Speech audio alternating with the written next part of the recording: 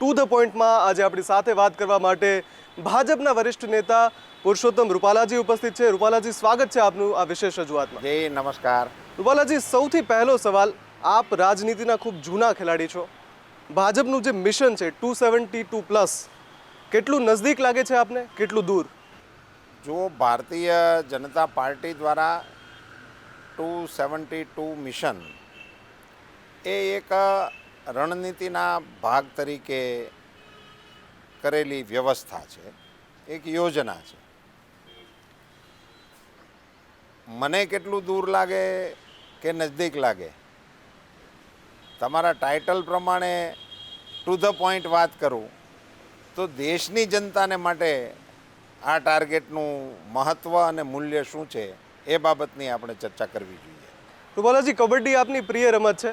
રાજનીતિની કબડ્ડીની વાત કરીએ તો જે તાજેતરના વિવાદો છે, આપના જે સંગઠનના ગઠબંધનના જે સાથીદારો છે એમની સાથેના, રાજનીતિની કબડ્ડીમાં હરીફોને પછાડવામાં ક્યાંક નુકસાનકારક નહીં સાબિત થાય? તમે જો સાથી પક્ષો સાથેના મતભેદોની વાત કરતા હો તો ભારતીય રાજનીતિના પરિપ્રેક્ષ્યમાં આપણે એમને મૂલવીએ તો બે મુખ્ય ગઠબંધનો છે, યુપીએ અને એનડીએ। તો આ બંનેને તમે આમાં ત્રાજવામાં મૂકશો તો આમની ચર્ચા કરવા જેવું કંઈ બહુ ખાસ મહત્ત્વનું લાગતું નથી। રાજકીય નિષ્ણાતો માને છે કે ક્યાંક ને ક્યાંક અસર થઈ શકે છે, ખાસ કરીને જેડીયુ સાથે જે ગઠબંધન તૂટ્યું, એનડીએમાંથી જેડીયુ અલગ થયું, આપને લાગે છે કેન્દ્રીય ચૂંટણીમાં ક્યાંક અસર કરી શકશે? આ વિષય તમારો અગત્યનો વિષય છે। જેડીયુ સાથેનું અમારું ગઠબંધન ખૂબ લાંબા સમયનું હતું।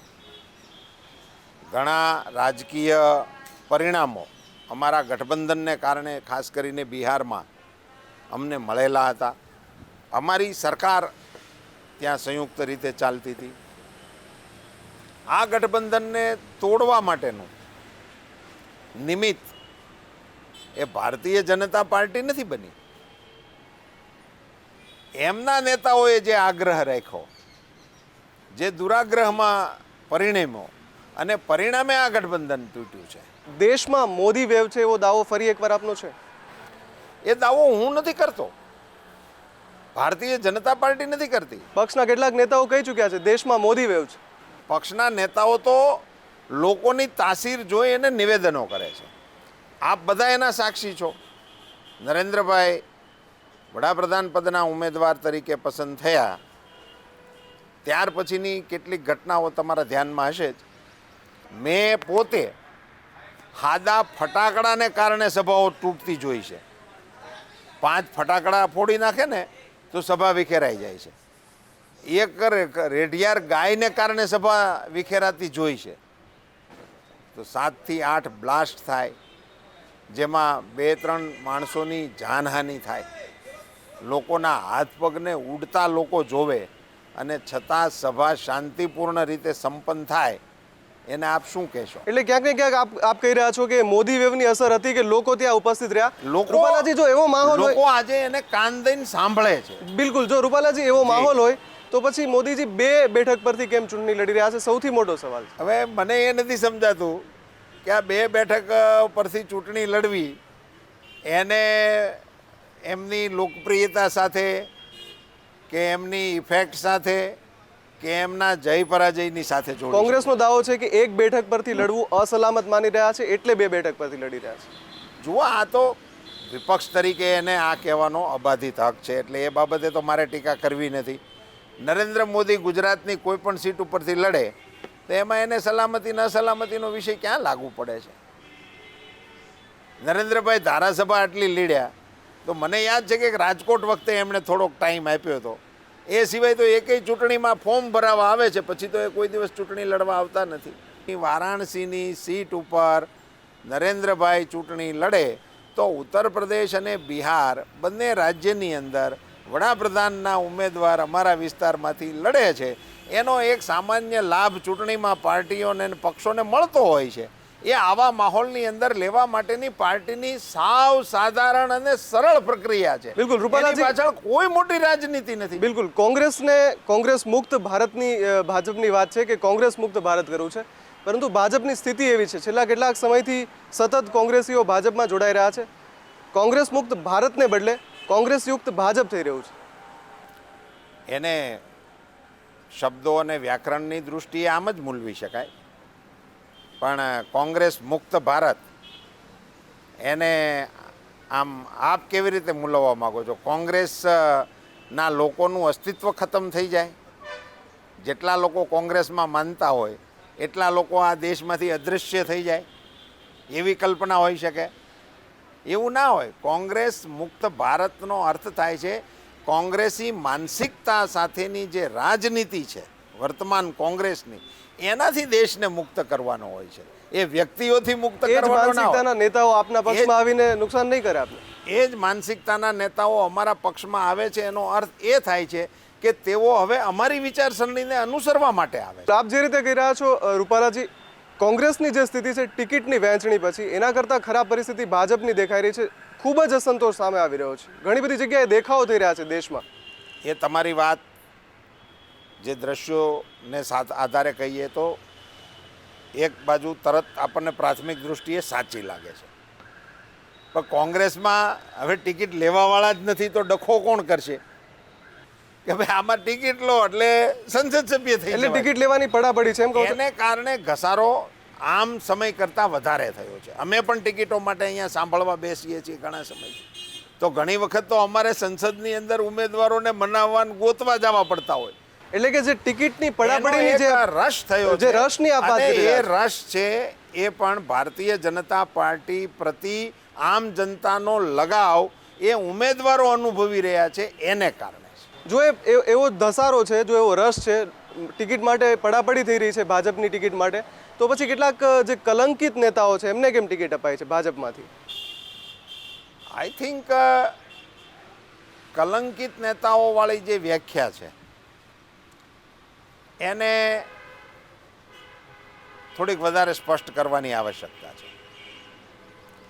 ધારો કે અમારામાં કોક આવે એટલે કલંકિત થઈ જાય, અને એ ત્યાં સત્તા સ્થાને બિરાજમાન હોય કોંગ્રેસ પાર્ટીમાં ત્યારે એ આરોપ મુક્ત હોય. નહીં, કોંગ્રેસના નહીં, આ તો ભાજપના જ નેતાઓ છે. ફગ્ગનસિંહ કુલસ્તેને ટિકિટ આપવાની વાત છે. ફગ્ગનસિંહનો- શ્રીરામુલુ કર્ણાટકમાં સારું કર્યું તમે, જી. બહુ સારું નામ આપ્યું. ફગ્ગનસિંહ કુલસ્તેનો આરોપ શું છે? એની સામે અપરાધ શું છે? નોટ ફોર વોટ કાંડમાં આરોપી છે. એટલે નોટ ફોર વોટ કાંડ શું છે? જેણે જાહેર કર્યું કે મને લાંચ કોઈક આપે છે, એ જાહેર કરનારાને તમે દોષી બનાવી દીધો.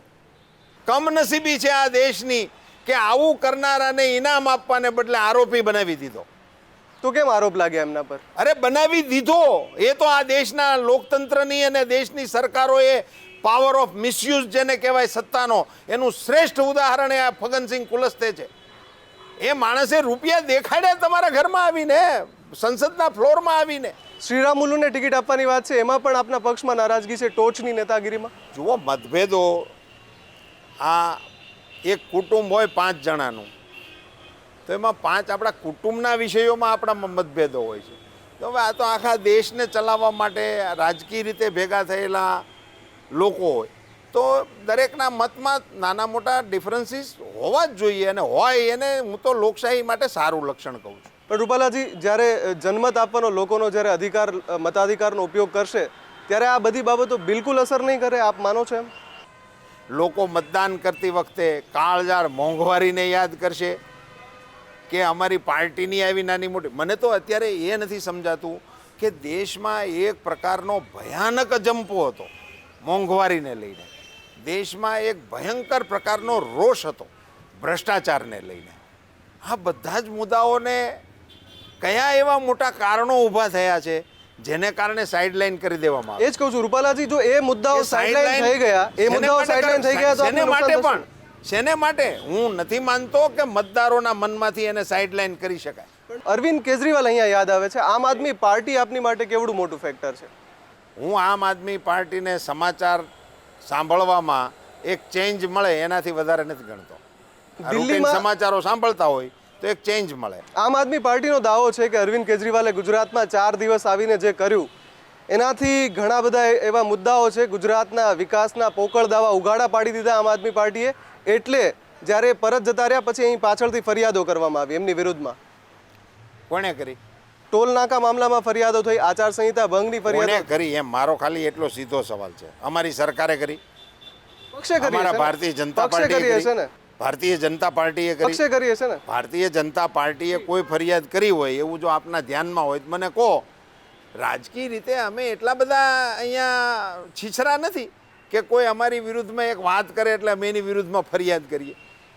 એની વિરુદ્ધમાં ફરિયાદ એટલા માટે થઈ કે ટોલ નાકે ઊભો ન રહ્યો, એટલે વાહે મોટર ગાડી દોડાવી, સાયકલ દોડાવી, તો એને આંબા દીધો નહીં. તો એની ફરજના ભાગરૂપે એણે નોંધાવી. અને ટોલ નાકા ભાજપવાળાના નથી, ત્યાં કોઈ અમારી એજન્સી નથી. આ દોરી સંચાર પક્ષનો હતો એવી વાત થઈ રહી છે. એ તો હવે અહીં ગુજરાતમાં ગમે એ થાય એટલે અમારો જ દોરી સંચાર ગણાય ને, એમાં કાંઈ વાંધો નથી. એવું બધું કીધા રાખે લોકો તો એ તો એ રાજકીય ક્ષુલ્લક બાબતો છે. એણે શું કામ ન ભર્યો એટલાનું ગુજરાતી કરીને કે નહીં.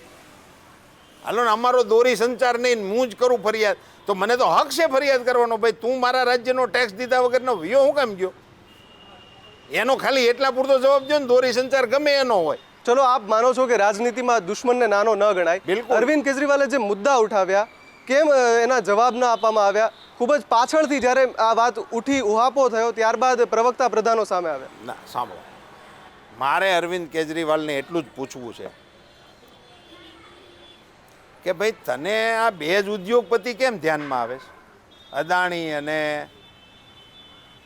અંબાણી, એ બે ગુજરાતના છે. એટલે આ દેશમાં બીજા કોઈ ઉદ્યોગપતિઓના કોઈ સામ્રાજ્યો એ બધા એના ઘરના રસોડામાં ડેવલપ થઈ ગયા છે.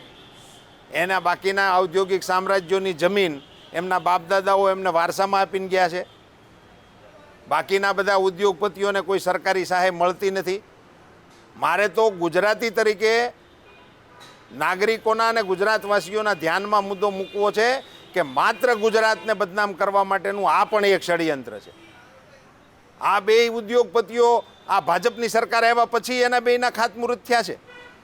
અંબાણીના ખાતમુહૂર્તોમાં ભાજપ ક્યાંય ગયું હતું? આ અદાણીના ખાતમુહૂર્તમાં ભાજપ ગયું હતું?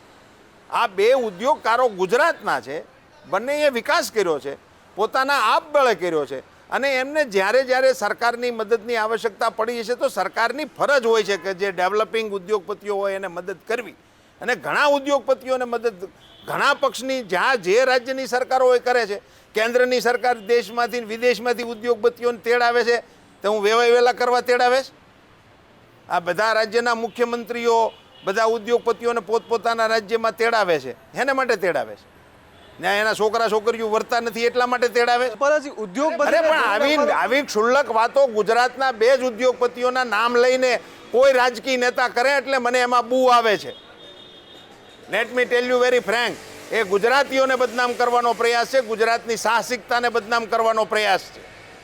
અને આ ગુજરાતીઓએ આની ખૂબ ગંભીરતાથી નોંધ લેવી જોઈએ. એક શિક્ષક પણ આપ રહી ચૂક્યા છો. એવું કહેવાય છે કે શિક્ષક બહારથી કઠોર હોય છે પણ અંદરથી ખૂબ જ રૂજુ હોય છે. આપને એ વાત લાગુ પડે છે? મને તો શું લાગુ પડતું હોય છે એ રામ જાણે, પણ શિક્ષક હતો એ વાત એ સાચી છે. અને શિક્ષકનો સ્વભાવ એ આજીવન શિક્ષક હોય છે એ પ્રકારે હોય છે. એટલે હું કંઈ મને પૂછતા હો તો હું બહારથી કઠોર છું ને અંદરથી રૂજુ હોઈશ કે કેમ એ ખબર છે, પણ હું આમ ખરબચડો છું એવું બધું લોકોનામાંથી મળતા અહેવાલો પ્રમાણે એ વાત હું સ્વીકારું છું. ટુ ધ પોઈન્ટમાં આપે અમારી સાથે ચર્ચા કરી. રૂપાલાજી, આપનો ખૂબ ખૂબ આભાર.